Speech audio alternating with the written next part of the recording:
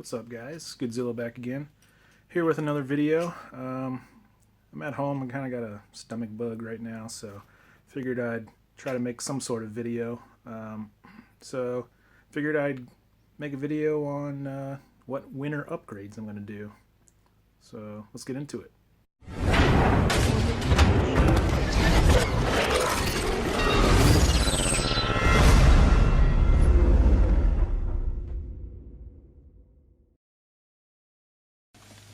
So first on the list, we've got our budget BREMBO brake upgrade. It's right here. So we've got the calipers here, and then I got some Hawk HPS pads to use in them, as well as some cross-shield rotors. I have another video of the details on this, posted in the description below. It's basically a 350Z Brembo. It sits about 4 millimeters, I think it was 4 millimeters out, so it may not work with some wheels, but I know it works with like 17-inch BBS wheels and 18-inch Enki, what are they, RPF ones, RFP ones, something like that. So, moving on. Alright, so we've got our HKS 272 Step 1 cams. I don't know if it's going to focus. Focus. There you go, there's a part number. Obviously one's intake and one's exhaust. Then I've got my Tomei Camcat stud kit.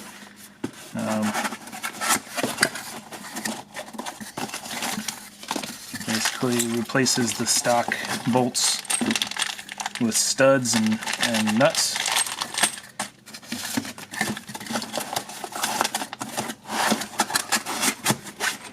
Then we've got our HKS cam gears.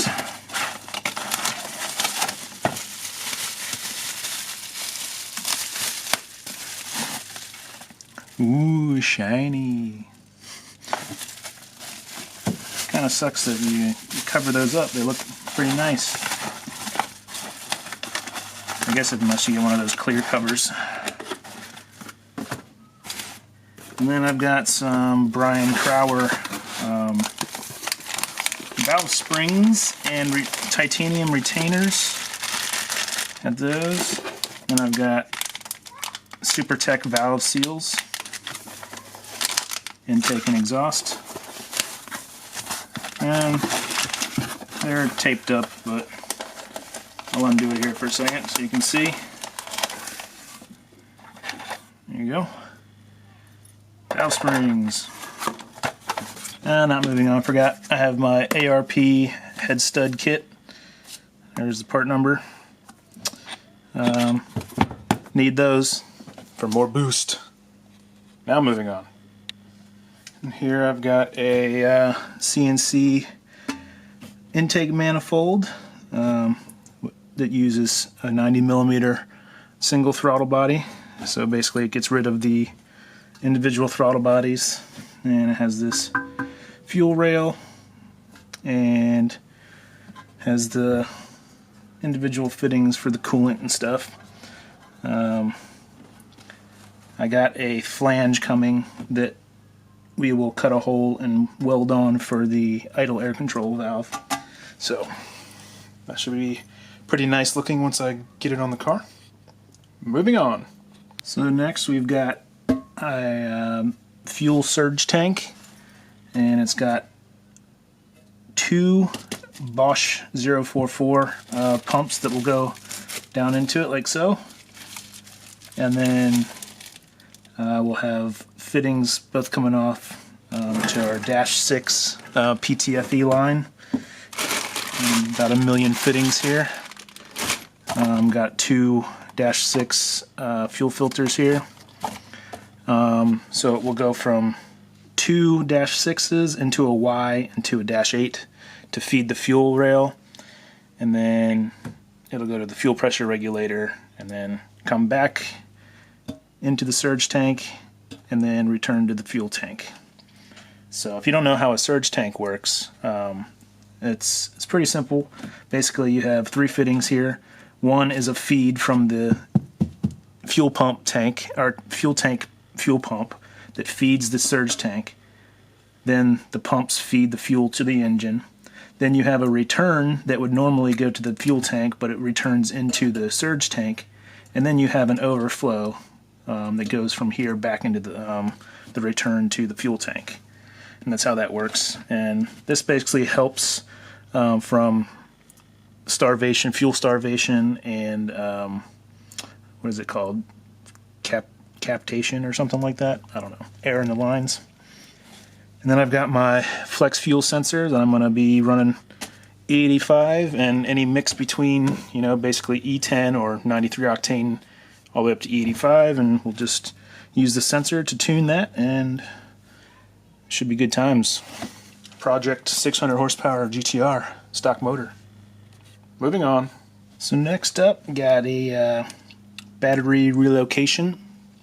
This box is pretty big. It was a universal size. I got it for like $3 on sale. So I might use a different one because this is way bigger than the battery, so it takes up a lot of room. So I might get a different one. But anyway, I got 2 different kinds of fittings here. Then these are what you crimp onto the end of the welding cable here. I used welding cable. Basically it's, you know, 0 gauge, or maybe it's 00, I don't know. But it came recommended for battery relocations. I might try and find a red one just because, but it doesn't really matter what color the cable is, honestly. So yeah, I'll be relocating the battery to the trunk, and then I'll have to do like a little fuse panel and stuff. My buddy Chris is going to help me out with that. He's pretty much a mastermind when it comes to electrical wiring and stuff. So, moving on. Alright, so what we got here is pretty much a bunch of maintenance parts. Got a Gates Kevlar timing belt. That's the part number. 104. Then I've got a tensioner pulley and an idler pulley and the spring for the tensioner, I think it is. I can't remember. I've got 3 cam seals because I'll be doing the cams, obviously. 2 of those go on there, and then 1 goes around the crank, I believe. And then here I've got a little adapter plate for the oil filter housing, and I'm hoping that I can fit that in there. And then this is a replacement for the factory oil pressure gauge. This is the sender. And then also I'll be able to hook up my aftermarket gauge because this has ports in it that you can screw that into. And then this back here is an attempt to remake the slave cylinder, master cylinder to slave cylinder line for the clutch.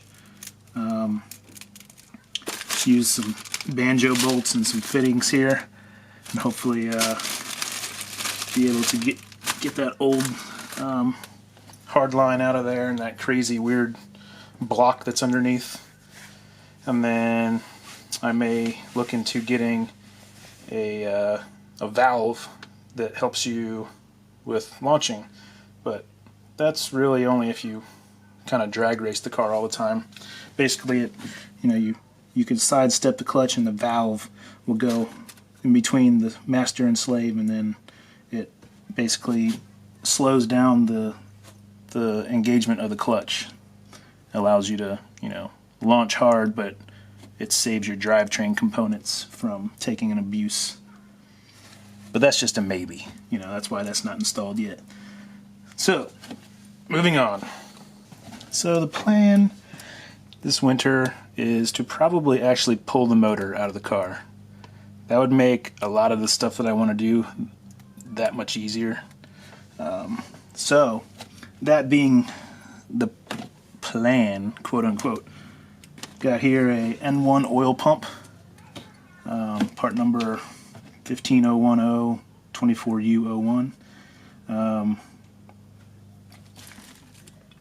plan to actually remove the gears out of here and replace them with billet gears, and maybe a collar on the end of the crank.